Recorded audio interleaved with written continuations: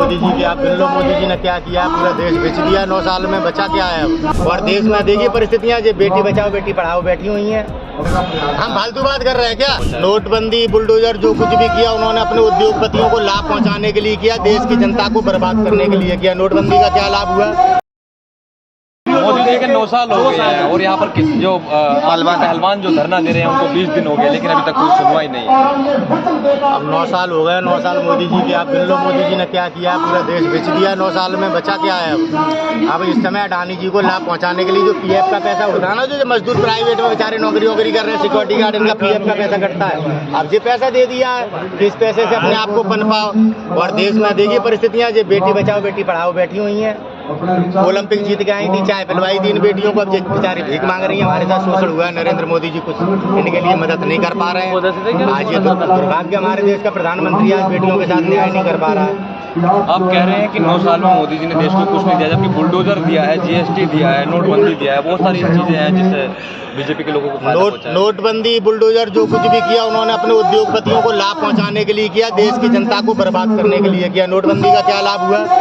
नोटबंदी से देश की जीडीपी गिर गई। हमारे देश के पूर्व प्रधानमंत्री जी मनमोहन सिंह जी ने मना किया, देश का पूर्व गवर्नर, जिसे दुनिया के 10 गवर्नरों में गिना जाता है, उनने मना किया कि नोटबंदी आप मत करिए। लेकिन देश के प्रधानमंत्री को अपने उद्योगपतियों को लाभ पहुंचाना था, उनका कर्जे माफ करने से। तो एक वो षड्यंत्र था देश के साथ। आज देश भुखमरी पे डोल रहा है। आज हम अंडर इंडेक्स में क्या आते बताता है कोई क्या टीवी पे? आज हम भुखमरी के किस पायदान में? आज हमारे देश में शिक्षा का स्तर कितने निचले पायदान पे जा चुका है, कोई बताता है क्या? नहीं बताएगा। 9 साल हो गए। विरोधी लोग हैं, कोई इंडेक्स ला रहे हैं, देश विरोधी है, देश के खिलाफ कॉन्स्पिरेसी है। नरेंद्र मोदी जी देशभक्त नहीं है, नरेंद्र मोदी जी झूठे आदमी है। अब वो ऐसा नहीं बोलेंगे, उनके पास बचा क्या बोलने को? BSNL, एयरटेल सब तो बेचे दे रहे हो तुम भैया, है? अब जब इनकी सच्चाई बताओ तो देश विरोधी कह दो। आपको हिंदू मुसलमान कह के देश की जनता को बेवकूफ बनाते हैं। कभी देखो अतीक अहमद के परिवार को किस तरीके से मार दिया है, क्या आप मुद्दे ना देख पाओ? बताओ, एक कस्टडी में यार कोई अपराधी को मार देगा, कितने दिनों से कस्टडी में? यही तो कह रहे बुलडोजर से देशभक्ति को ये मिला है, देखिए ये मिला है, माफिया खत्म हो गया। माफिया नहीं खत्म हो गया। जो भारतीय जनता पार्टी के नेता जिसको टक्कर नहीं दे सकते हैं, जिसके सामने भारतीय जनता पार्टी के नेताओं का कद मच्छर के बराबर है, उसको किस तरीके से भारतीय जनता पार्टी अपराधी बता के मार रही है। शाहबुद्दीन कौन था? उसके सामने नहीं टिकते। कौन है अतीक अहमद? उसके प्रयागराज में सामने नहीं टिकते। बेशक पूर्वांचल में बाबा है, लेकिन वहाँ कुछ नहीं कर सकता। मुख्तार अंसारी के सामने नहीं टिकते, तो ये लड़ नहीं सकते। तो आज मुख्यमंत्री के पद पर बैठकर किस प्रकार से नफरत की राजनीति को कर रहे हैं, राजपूतों को बदनाम कर रहे हैं, देश के लोकतंत्र का मजाक उड़ा रहे हैं, न्यायपालिकाएं गंभीर टिप्पणियां कर रही हैं। आज देश में न्यायपालिकाओं का मान सम्मान स्वाभिमान है, मोदी जी के शासन के 9 साल की पराकाष्ठा है। अच्छा, वो तो कह रहे हैं कि 2014 के बाद देश आजाद हुआ है, अब आप आजादी के अमृत काल में जो जी रहे हैं। इसीलिए देश की न्यायपालिका के 5 मजिस्ट्रेटों ने प्रेस कॉन्फ्रेंस करके कहा था कि आपके देश का लोकतंत्र खतरे में है, जज लोहिया जी मार दिए जाते हैं। अरे तो उसमें से एक जज तो राज्यसभा भी तो चले गए, रंजन गोगोई। आपसे वही तो बता रहे हैं। हाँ। तभी तो हमारे राम मंदिर के जस्टिस में अभी तक साइन ही नहीं है। तो वो जस्टिस किसने किया? क्या राम मंदिर के ऊपर जो फैसला आया वो फैसला है या देश को बेवकूफ बनाया गया? क्या बता रहे हैं, क्या बोल रहे हैं? क्या टीवी पे जब कह रहे हैं हम रंजन गोगोई, रंजन गोगोई सुप्रीम, तभी तो जो काम शुरू हो रहा है। भैया क्या रवीश कुमार जी छोटे मोटे पत्रकार है क्या? स्पष्ट तौर पे जब उनने इस बात को टीवी चैनल पे बोला है कि किसी जज का साइन नहीं है, हम फालतू बात कर रहे हैं क्या? क्या फालतू बात कर रहे हैं आप? अरे आप जैसे तो फिर हम देशद्रोही हो गए फिर। बिल्कुल, तभी तो आप लोग यहाँ इकट्ठा हैं। तभी तो बेटियां आज बेटी बचाओ बेटी पढ़ाओ चल रहा है, आप जैसे लोगों के कारण। अच्छा, चाटुकरताई का आपने स्तर इतना नीचे कर दिया है कि आज एक सच्चा पत्रकार देश में पत्रकारिता नहीं कर पा रहा है। ये तो दबंग ही है ना। जब FIR हो चुकी है, कोर्ट में बयान दर्ज हो चुके हैं, फिर क्या? घर जाइए। द ग्रेट खली का नाम सुना है? अरेस्ट हो रहा, किसकी जवाबदेही है? प्रधानमंत्री जी का फेलियर, भारत सरकार का फेलियर आप लिखे और हमारे सामने है। और ये हमारे आपके साथ हो रहा है, हमारे आपकी बहन बेटियों के साथ हो रहा है। नरेंद्र मोदी जी ने इस देश के साथ झूठ बोला, धोखा दिया, समझ में आया? हिंदुत्व के नाम पर हमें आपको गुमराह किया। अभी कर्नाटक में भी प्रयास किया था, जय बजरंगबली, मिला ना जवाब। अब लोग जान चुके हैं, अब दूध का जला मटावी फूक फूक के पीता है, छाछ क्या है भैया वो। तो अब वो हिसाब हो गया नरेंद्र मोदी जी गिरफ्तारी की। क्यों नहीं हो रही गिरफ्तारी? डरे हुए हैं भारत के गृह मंत्री, हाँ। डरे हुए हैं भारत के प्रधानमंत्री, क्या बात है? आदित्यनाथ किससे योगी डरे हुए हैं कि उत्तर प्रदेश की सरकार न गिर जाए, ये डर है। 56 इंच के प्रधानमंत्री डर जाएंगे अरे ब्रिजभूषण। डरे ना होते, हाँ। डरे ना होते हाँ। तो अभी अरेस्ट ना होता।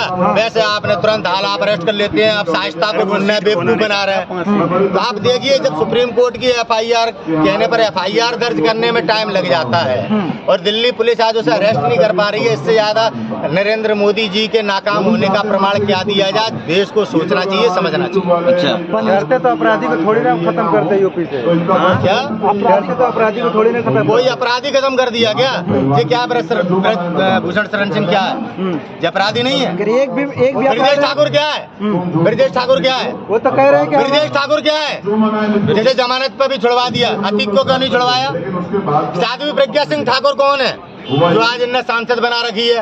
अभी RSS का एक व्यक्ति DRDO में पाकिस्तान का मुखबिर पकड़ा गया है। आप कैसी बातें कर रहे हैं यार? सारे बदलाव तो भारतीय जनता पार्टी में मिट्टी मिला दिया, आपको एक भी नहीं बचा आपको। जिस तरीके से भारत के नागरिकों को धोखा देके इनने सत्ता पर कब्जा किया है, ऐसे देश के प्रधानमंत्री पद पर बैठ के, गृह मंत्री के पद पर बैठ के कोई किसी को भी निपटा सकता है।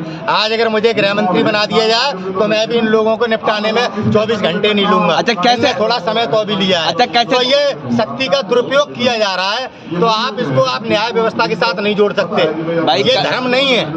करनी सेना उतर आई है ब्रिजभूषण के बचाव में, पूरी तरीके से ईट से ईट बजा देगी। कोई बात नहीं, करनी सेना का तो आप जानते हो दलाली का काम है, कभी पिक्चर को लेके दलाली करते हैं। हाँ। राजपूतों के को किस प्रकार से बदनाम किया है, यही गोगामणि हाँ। आनंदपाल की हत्या करवाने में भी तो षड्यंत्रकारी रहा है। हाँ। तो ये क्या है जहाँ से इसको पैसा मिलता है? ये खुद ED और CBI के दबाव में। आज बताओ बेटियों को न्याय देने के लिए तो नहीं बोला ना। हाँ। अगर राजपूत होता, राजस्थान का महाराणा प्रताप की विचारधारा से होता तो बेटियों के न्याय की बात करता, अपराधी को नहीं बचाता समाज के नाम पर। दलाल निकला सुखदेव सिंह गोगामणि। हम भी तो राजपूत हैं, बेटियों को न्याय दिलाना चाहिए, अपराधी के साथ खड़ा होना चाहिए। कर्नाटक में चुनाव हार क्या है गोगामणि के पास सबूत? किसने बलात्कार नहीं किया? गोगामणि जांच क्यों नहीं करवाता, ऐसे अरेस्ट क्यों नहीं करवाता कि पहले आप कस्टडी में जाइए, अपने खिलाफ जांच होने दीजिए। क्या गोगामणि को जांच पे भरोसा नहीं है? बेटियां कह रही हैं नार्को टेस्ट करवाओ, गोगामणि ने चूड़ियां पहन ली क्या? राजपूत होके अपराधियों का साथ दे रहा है और करनी सेना का नाम और लेता, माँ करनी का नाम लेके। इनसे बड़े कमजोर और दरिद्र हमने राजपूत कभी नहीं देखे। हमारे समाज को आप इनका नाम लेके बदनाम ना करें जी। अकेले राजपूत नहीं, गोगामणि जैसे 56 राजपूत घूम रहे हैं यार, गली गली में गोगामणि है, समझ गए? इसने हमारे राजपूताने को इन निचली परिस्थितियों में ला दिया। अच्छा, ये बताइए कि ब्रिजभूषण फिर क्यों कह रहे हैं कि क्या मैंने शिलाजीत की रोटी खाई थी? अरे तो यार वो फालतू की बात कर रहा है, तो हम क्या करें? खाए नहीं खाए हम देखने जा रहे हैं, तू रोटी खा रहा है, जांच कराना। इल्जाम लगा रहे आसाराम बाबू खाते थे ना सोना चांदी च्यवनप्राश। अच्छा, जाकर जांच में आ जाएगा शिलाजीत खाता है कि कोकीन खाता है, किसमें आके पीता है। जांच तभी तो नहीं करा रहा है, जांच तभी तो नहीं करा रहा है। नार्को टेस्ट कराएगा, अपने आप ही बोल देगा सब। अच्छा, समझ में आया? क्यों जांच से भाग रहा है? सफाइयां दे रहा खड़े होकर, मैंने कुश्ती के लिए, तूने कुछ नहीं किया। तू कुश्ती के पद पे बैठ के तूने खिलाड़ियों का शोषण किया। ये तो वो खिलाड़ी हैं जो जनता के सामने आकर अपने शोषण के खिलाफ बोल पा रही हैं, और न जाने कितनी चुप बैठी हैं। ऐसी बेटियों से भी कहूंगा आप आ जाओ मैदान में। अपने सम्मान के लिए लड़ना ही सबसे बड़ी लड़ाई है। जितनी बेटियों के साथ इस के अध्यक्ष में रहते शोषण हुआ है, इसके 50 स्कूल हैं, वहाँ पे भी बेटियों के साथ शोषण हुए हैं। सबको निकल के बाहर आना चाहिए। अगर माँ बाप कमजोर है तो छोड़ दो घर, इज्जत से बढ़ के कुछ नहीं है। ब्रिजभूषण कह रहेगा कि तुम धरना प्रदर्शन करने की क्या जरूरत है, जांच करा लो, अगर हमारे अंदर गलती होगी तो हम फांसी पे लटका देना। ब्रजभूषण बेतुके की बातें कर रहे हैं। बेटियों ने पहले सभी प्रकार के प्रयास किए, इससे पहले आई थी, बैठी थी, क्या हुआ? रिपोर्ट तक नहीं हुई। बड़े तरीके से आपको गुमराह करने का प्रयास किया जा रहा है, हमें आपस में लड़ाने के लिए। सवाल है मेरा कि कर्नाटक में जैसे ही इन्होंने हार का सामना किया है, वहाँ के DGP को CBI का डायरेक्टर बना दिया, तो आपको लगता है कि वहाँ के कांग्रेस के नेताओं को प्रताड़ित करने के लिए उसको CBI का डायरेक्टर बनाया? अब देखिए राजनीति है, नरेंद्र मोदी जी CBI और ED के माध्यम से देश के नेताओं पे दबाव बनाते चले आ रहे हैं, लेकिन अब देश दबाव में नहीं आने वाला है। देश दबाव में नहीं आने वाला। ईडी का डायरेक्टर तो बदलना पड़ेगा, सुप्रीम कोर्ट कीजिए, वरना संजय मिश्रा को काफी दिन से बनाए हुए लोगों को प्रताड़ित कर रहे हैं। क्या लगता है कर्नाटक का रुझान जो रिजल्ट जो आया है वो देश में बदलाव लाएगा? पूरा बदलाव लाएगा। ये मध्य प्रदेश भी हारने वाले हैं, राजस्थान भी आ रहे हैं, अच्छा पक्का है। कह रहे मोदी जी अभी मोदी जी हैं। कुछ नहीं, मोदी जी हैं। मोदी जी अभी ईवीएम के माध्यम से जिस प्रकार से जो बेईमानी करने का चक्रव्यूह उसको अभी दे रहे हैं, ये प्रदान कर रहे हैं। अमीश देव को तो रूबिका लियाकत कह रही है कि क्या आप ठीक हो गया? नहीं, अभी भी बेईमानी है। आप देखो, वो गोरखपुर में बाबा आदित्यनाथ योगी की सीट पे 3 लाख वोट पड़े हुए थे, 4 लाख वोट निकले, 4.5 लाख 1.5 लाख वोट कहाँ से आ गया ईवीएम में? अच्छा, कहाँ से आ गया? इसी तरीके से सरकारें बनाई गई हैं। मतलब कर्नाटक में ठीक हो गई। अखिलेश यादव कह रहे हैं, आप कह रहे बात क्या है? अखिलेश यादव का छोटा आदमी है क्या?